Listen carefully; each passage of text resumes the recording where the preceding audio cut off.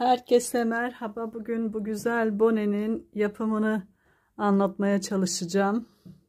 Siz de yapmak isterseniz ipinizi ve şişlerinizi hazırlayın. Birlikte başlayalım. Bu sene çok moda. Her yerde neredeyse model önüme çıktı. Ben de örmeye karar verdim. Şöyle şu şekilde uzunca bir bağcığı var. Önden istediğiniz şekilde böyle fiyonklu ya da başka bir şekilde bağlayabilirsiniz. Çocuk veya yetişkinler için de yapabilirsiniz. Hiç fark etmez. Şöyle şu şekilde. Hazırsanız birlikte yapalım. Orta kalınlıkta bir ipim var. 5 numara şiş ile öreceğim. Görünüyordur. 32 ilmek başlayacağım. İstediğiniz şekilde başlayabilirsiniz. İlk önce lastik yapacağım. Bir ters, bir düz lastik öreceğim. 10 sıra şöyle ilkini örmeden alacağım. Bir düz, bir ters olarak öreceğim. Tek lastik dediğimiz model bu. Alt kısmına lastik yapıyorum. Bir ters, bir düz, 10 sıra boyunca öreceğim.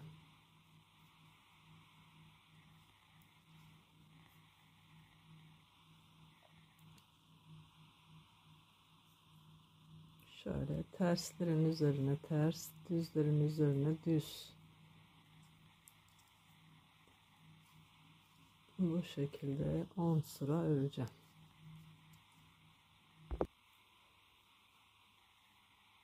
Ben aslında ördüm bu arka parçayı. Size sadece göstermek için sembolik yapıyorum bunu.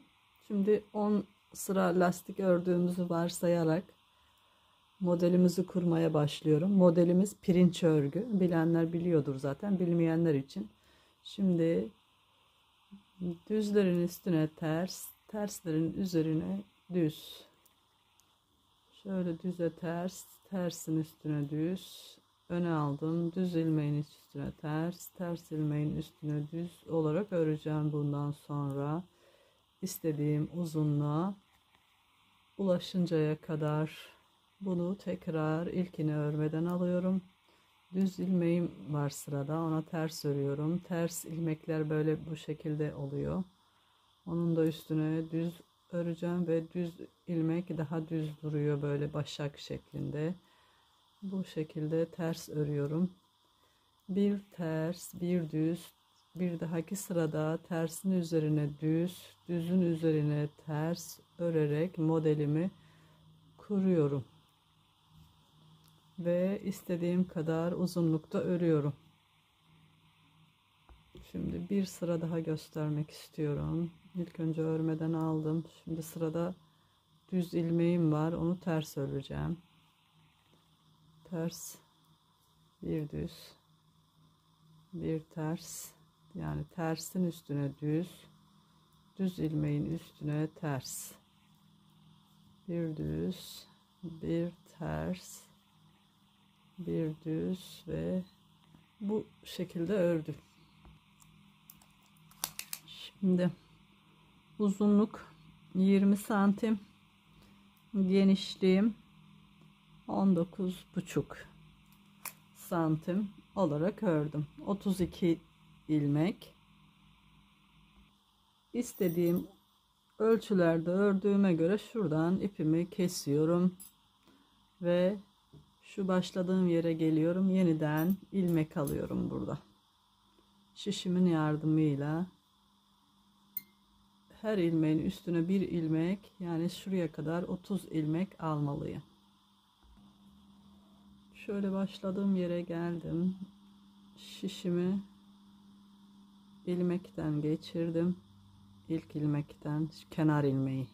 Şu ördüğüm parçanın kenarı. İlk ilmeğimi aldım. İster şiş ister tığ ile yapın. Şimdi tığla daha kolay olacağını düşündüğüm için tığ ile şu gördüğünüz kenardan başlıyorum ilmekleri almaya. 30 tane ilmek alacağım. Bunları şişe geçireceğim. 1, bu 2, bu 3, bu 4, bu 5, bu 6 ve bunları şişe geçirmem gerekiyor. Eğer kolay alabiliyorsanız şişle de alabilirsiniz. Aynı yöntemle. Şişin üstüne direkt alırsanız daha az vakit harcamış olursunuz.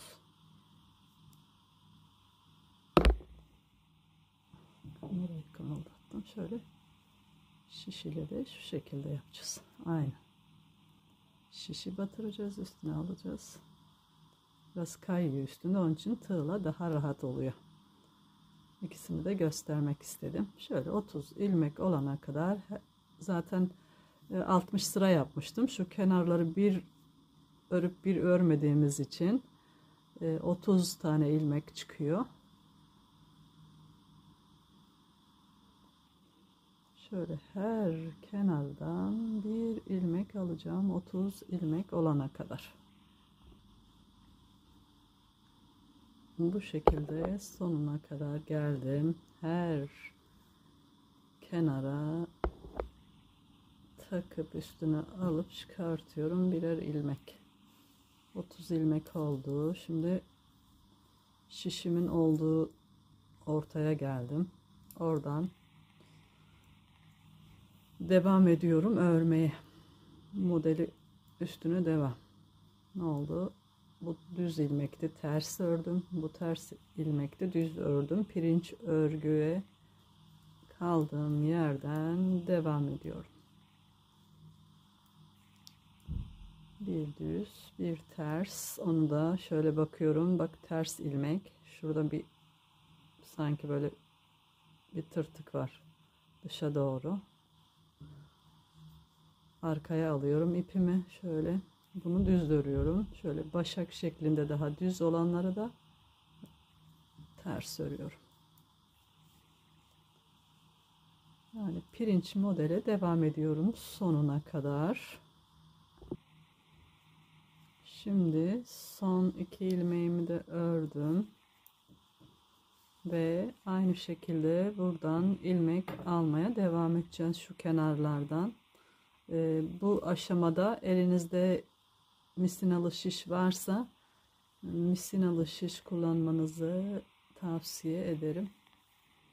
Yoksa benim gibi düz şişlerle de örebilirsiniz. Şimdi yine her sıradan bir ilmek çıkartıyorum şu kenarlardan. Nasıl oldu şimdi? Bu kenarı çıkardık. Şiştekini ördük. Şimdi şu diğer kenarı çıkartıyorum. Lastiğin olduğu yere kadar.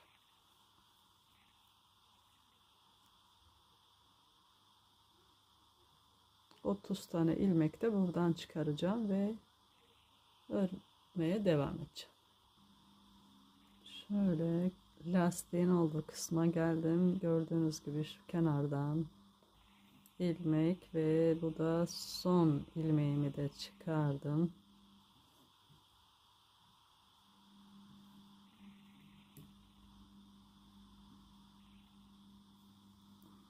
Evet. Şimdi göstermek için 3 farklı şişe aldım. Bu başladığım yer lastiği. Şuradan ilmekleri almaya başladım. Bu zaten şişin ortasındaki yerim. Ve şuradan ilmekleri aldım. Buradan sonra artık burada ipim. Buradan pirinç öreceğim. Şöyle döne döne buradan. Şöyle döneceğim tekrar. Onun için 2 şişle biraz zor olacak. Ama maalesef 5 numaralı misinalı şişim yok. Şöyle modelime devam edeceğim. Tabii ki buradan da denk gelmesi adına ilkini örmeden aldım. Bir düz, bir ters öreceğim. Bu yani ilk sıram sayılıyor buralarda. Çünkü ilmekleri yeni aldım ve pirinç örgüyü kurarken ilk önce bir düz bir ters örüyoruz. Bir sıra boyunca. İkinci sırada ise düzlerin üstüne ters, terslerin üzerine düz örüyoruz. Güzel bir model bence. Birçok şeyde kullanılabilir. Şık duruyor, bilmiyorum. Bir de yani elden ele de gerçi fark ediyor ama birazcık gevşek örünce daha güzel duruyor. Ben öyle daha çok seviyorum. Kıyafetlerde de, aksesuarlarda da rahatlıkla kullanabileceğimiz bir model.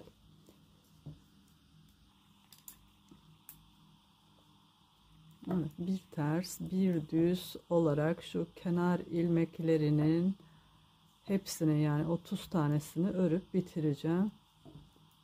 Sonra şu ortadaki yere geleceğim.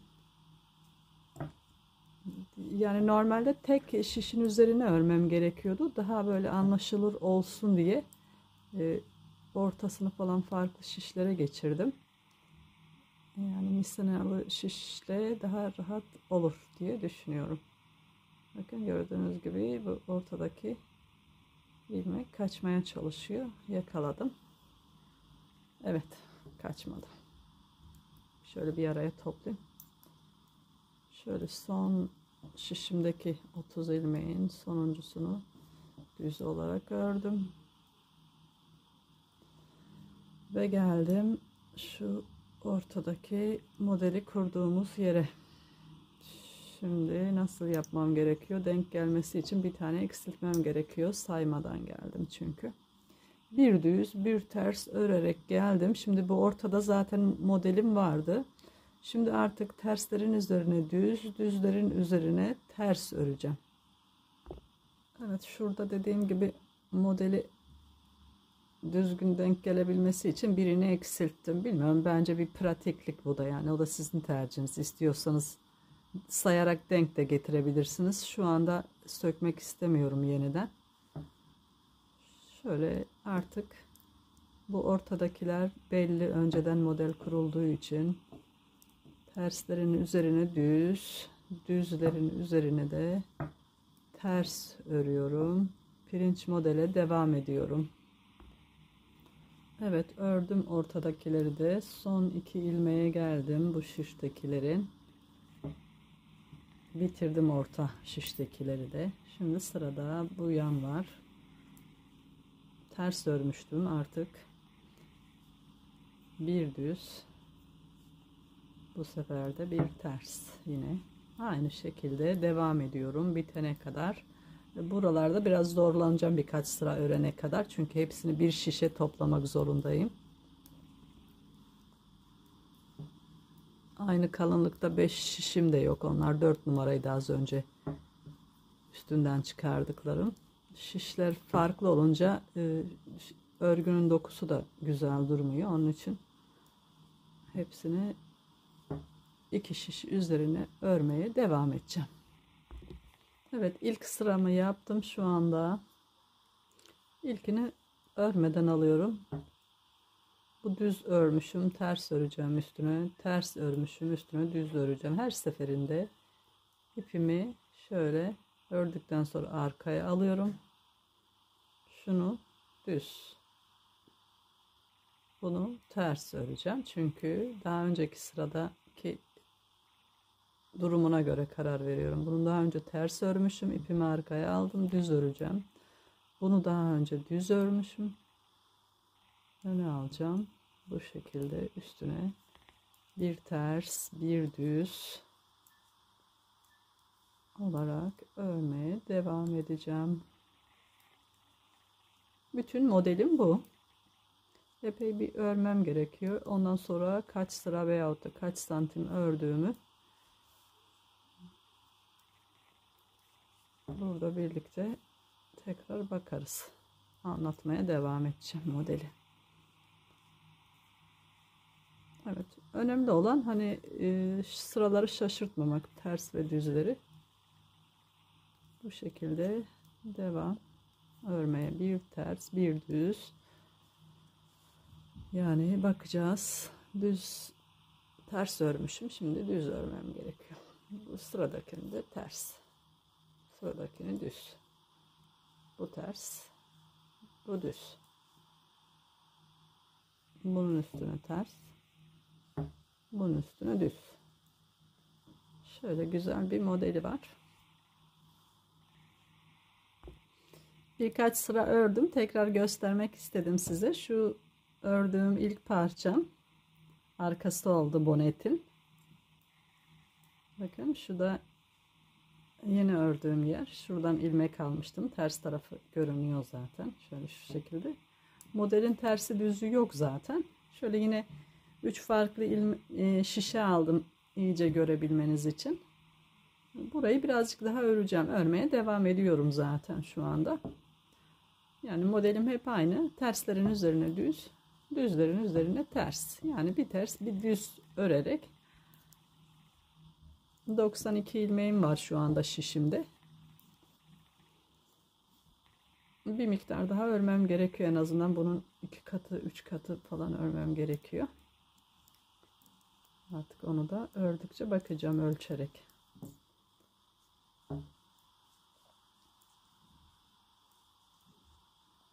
Yani komple etrafını döne döne örüyorum. Bir değişiklik yok. Modelim hep aynı zaten. Bir tekrardan ibaret. Böyle bir düz, bir ters.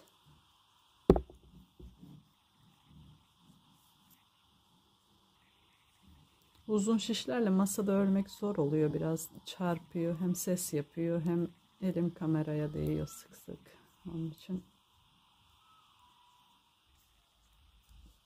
çekimde genellikle kısa şiş tercih ediyorum ama bu ipe uygun şişim yok maalesef.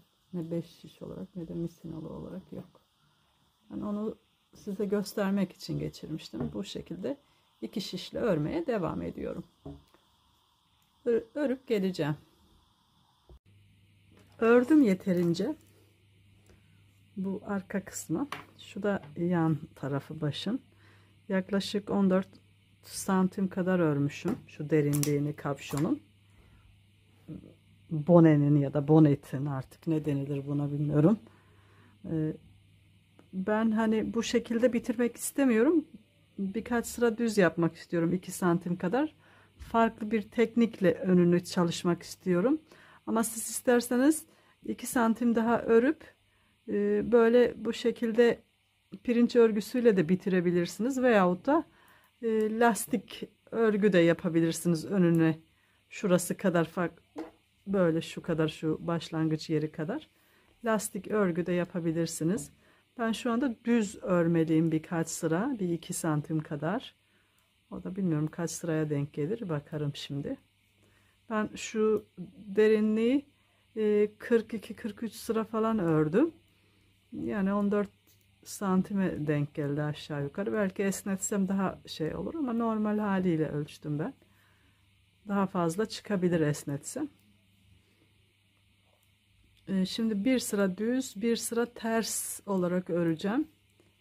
Bu düz sıram. Düz sıramın sonuna geldim. Şöyle çevirdim, bir de ters yapacağım. Bir sıra düz, bir sıra ters öreceğim. Ben örgünün düz tarafını kullanacağım. Onun için tersini iç tarafa getirdim. Düzünü de dış tarafa getirdim. Birkaç sıra bu şekilde devam edeceğim. Pardon, yanlış örüyorum. Pirinçle bir ters bir düz örülünce kafam karıştı. Hep ters öreceğim bu sırayı. Birkaç sıra öreceğim, geleceğim. 6 sıra düz ördüm. Tam 2 santim. Şimdi ilkini örmeden aldım. Birini üstüne doladım. İkisini bir aldım. Şimdi bu sırada ajur yapacağız. Üstüne dolayacağım. İkisini bir alacağım. Yani bir eksiltip bir arttırıyorum. Buradaki amaç o. Şimdi göründüğü gibi ikisini bir aldım. Üstüne doladım. Birazcık netlik problemi var. Onu gidermeye çalıştım. Şöyle üstüne doladım. Sıradaki ikisini bir alıyorum. Üstüne doluyorum. İkisini bir alıyorum. Sıra sonuna kadar bir arttır, bir eksilt. Bir arttır, bir eksilt. Sıra bitene kadar böyle devam edeceğiz.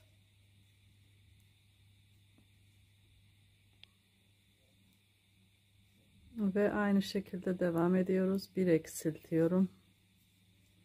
Bir arttırıyorum ve son eksiltmemi yapıyorum. Son arttırmamı yapıyorum ve sonuncu ilmeği ördüm. Ters sırasına geldim. İlk ilmeğimi örmeden alacağım. Ve bu sırayı arttırdıklarım da dahil hepsini ters öreceğim. Yani normal artık bir sıra düz bir sıra terse döndük. Ortaya ajur gibi yaptım. Boşluklu. Onları biraz sonra göstereceğim ne yapacağımı. Bu sırayı komple ters öreceğiz. Ve tıpkı şurada olduğu gibi 5-6 sıra ters düz öreceğiz. Bir sıra düz bir sıra ters. Şöyle katlayacağız şurayı. Katladığımız zaman bonenin ön tarafına böyle fare dişi mi deniliyor örgünün adına, 2 katlı olacak. Adını bilmiyorum. Güzel bir görüntüsü olacak. Onunla yaka yapmıştım daha önce. Kazak alt ucu, yani lastik yerine kullanmıştım o şekilde. Öyle örmüştüm ama tam olarak ne deniliyor ona bilmiyorum. 2 katlı bir örgü oluyor. Şimdi biz bu berede yapmamızdaki amaç hem arada ip geçirebiliriz hem de değişik bir örgü tekniği. Özellikle çocuk berelerinde, bebek berelerinde çok kullanılan bir teknik. Görmüşsünüzdür illaki. Bilen biliyordur zaten de. Bilmeyenler için de örmeye çalışıyoruz şu anda. Şimdi bu sırayı komple ters öreceğim. Ondan sonra başlangıçtaki gibi işte 6 sıra tekrar öreceğim. Düz ve ters olarak. Boşluklardan sonra 6 sıra ördüm. Başlangıçta da 6 sıra düz örmüştüm. Şöyle göründüğü gibi. Şimdi uzunca bir ip bırakacağım. Bayağı uzun olmalı. Kesip iğneye takacağım.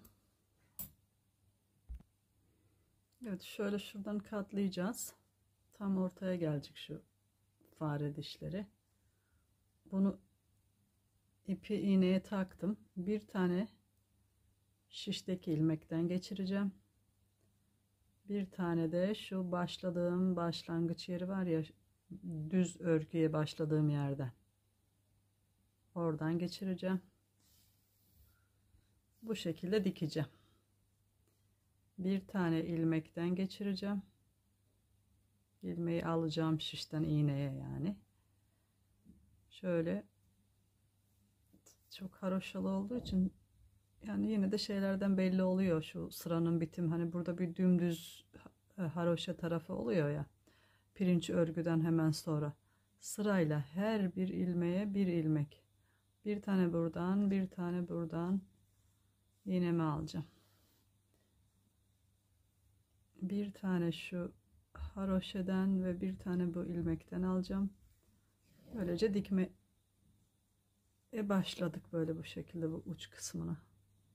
Tabii ki ip biraz uzun olduğu için dolaşıyor. Şimdi yine tekrar bir tane şu ters örgünün ilmeğinden örülmüş ilmekten, bir tane de şişteki ilmekten alıyorum. Bir tane şurada görünüyordur inşallah. Bir tane de ilmekten alacağım ve ipleri çeke çeke şu şekilde dikeceğim. Yani ters tarafı böyle, düz tarafı da böyle olacak. Tekrar bitene kadar hepsi bir buradan bir buradan ilmek alacağım. İsterseniz ipler katlarına ayrılmasın diye iğnenin tersiyle yapabiliriz. Daha iyi olur hatta. Şuradaydık. Bir buradan ve bir buradan iğneme takıp çekiyorum ve dikiyorum. Büyük çoğunluğunu diktim. Çok az kaldı. Bakın bir ördüğüm şu ters ilmekten bir tane de şişten aldım. İçinden çıkardım ve son 2 tane ilmeğim kaldı. Bir tane şu en baştaki ördüğüm şuranın tersinden. Bir tane de şişteki ilmekten ve son kez aynı olayı yaptık ve bitiyor. Tamamdır. Şu ipimi düğüm atacağım. İlk önce tabii ki düzeltmem gerekiyor şöyle güzelce. Bakın bu tersi. Şöyle şu şekilde, bu da düzü. Şurasında bakın, bu ön kısmı, şu alt kısmına, boyuna gelecek yerden ilmek çıkartmak istiyorum. Birkaç sıra şöyle lastik yapmak istiyorum. İlmek çıkarmayı daha önce yapmıştım ama yine buradan da birkaç tanesini göstereyim. Şöyle her bir başağın tepesine batarak bu şekilde ilmekler çıkartıyoruz. Bunları şişe alacağım ve lastik öreceğim. Siz eğer lastik yapmak istemiyorsanız şişinize aldığınız şu ilmeklerin bir kısmını, yani ama ne kadar incelikte istiyorsanız o kadarını, 10 tane ilmek ya da 5 ya da işte daha kalın istiyorsanız şöyle 20 tane ilmeği, ister düz isterseniz kendi modelinden pirinç modeli olarak uzunca bir şerit örüp önden bağlayabilirsiniz. Ama benimki birazcık kısa olmuş.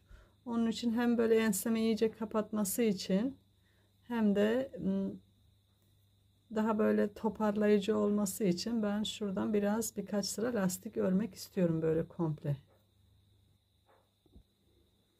İlmekleri böyle bu şekilde komple ve bonenin alt kısmından şişe doğru alıyorum. Her bir başağın ya da ilmeğin tepesine bir ilmek batıp çıkartıyorum. Hepsini şişe aldım. Şöyle artık ilkinden başlayarak öreceğim. Bir ters, bir düz. Bir ters, bir düz lastik yapacağım. Yani bunu zaten biliyorsunuzdur. Tekli lastik. Bir düz, bir ters olarak öreceğim. Lastiğimin ilk sırasını yaptım. İkinci sırası, şuradaki aldığım ilmekler 82 tane çıktı. Birkaç tane eksik ya da fazla, çok da fark etmiyor 1-2 ilmekten. Şimdi düzlerin üstüne düz, terslerin üstüne ters örerek tekli lastik örmeye devam edeceğim birkaç sıra. Şöyle düze düz ipimi öne aldım, tersin üstüne de ters, düzün üstüne düz, tersin üstüne de ters. Bu şekilde birkaç sıra öreceğim. Şu lastik kısmını 10 sıra yaptım. Yaklaşık 3-4 santim var herhalde, ölçmedim. Artık kesmeye geçiyorum. Sıradakini örüyorum. Diğerinin içinden geçirip tek ilmek haline getiriyorum. Sonuna kadar bu şekilde kesiyorum. Kesmede son ilmeklerimle geldim tekrar. Arkadakinin içinden geçiriyorum, örüyorum. Bu şekilde bitirmiş oldum ve bir yumak ipim de bitmiş oldu. Şimdi buradan ilmek çıkaracağım. Şimdi şu ön kısımdan lastik ördüm ya, şuradan ilmek çıkaracağım. Tığımın üstüne şöyle kaç tane örmek istiyorsanız şeridinizi o kadar ilmek çıkarın. Ben 10 tane ilmekle örmek istiyorum. Onun için 10 tane ilmek çıkardım. Şişime alacağım. Şu taraftan aldığım 10 tane ilmeği örmeye başladım. Bir 10 ilmek de bu taraftan alacağım. Ön kısımdan, önden bağlanacak ya, bu şekilde tığ yardımıyla alacağım. Aynen diğerinde yaptığım gibi. Şu tığımı her ilmeğe geçiriyorum. 10 tane alacağım ben. 10 tane olunca şişe alacağım hepsini. 10 ilmek oldu tığdan. Şimdi ilkini örmeden alıyorum. İkincisini ters örüyorum. Çünkü ters sırasındayım. Şöyle bir sıra ters, bir sıra düz örerek şöyle istediğiniz uzunluktan bir şerit öreceğiz. Şeritlerim istediğim kadar ördüm uzunluğunu. Şimdi kesiyorum. 10 ilmekti zaten. İki tarafını da ördüm. Kesme zaten aynı bildiğiniz gibi.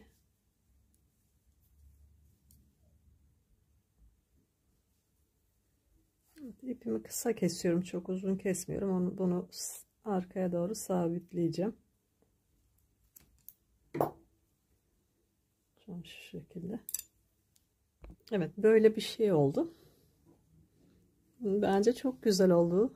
Rengi de güzel. Ben düz örgüyü böyle kıvrıldığı için tercih ettim. Uzunluğu da ölçüp söyleyeyim. Evet, gördüğünüz gibi 85 santim uzunlukta şeritlerimin ikisi de. Şu şekilde yapmak için uzun bıraktım. Yani şöyle gravat gibi bir görüntüsü olsun önden diye. Bence çok güzel oldu. Daha ben iplerini falan temizleyeceğim. İçini de ipleri var. Hazır olunca ondan sonra yükleyeceğim. Yapacak olanlara şimdiden kolay gelsin. Kafanıza takılan anlamadığınız bir yer varsa yorumlara yazarsanız seve seve yardımcı olurum. Kendinize iyi bakın. Hoşça kalın.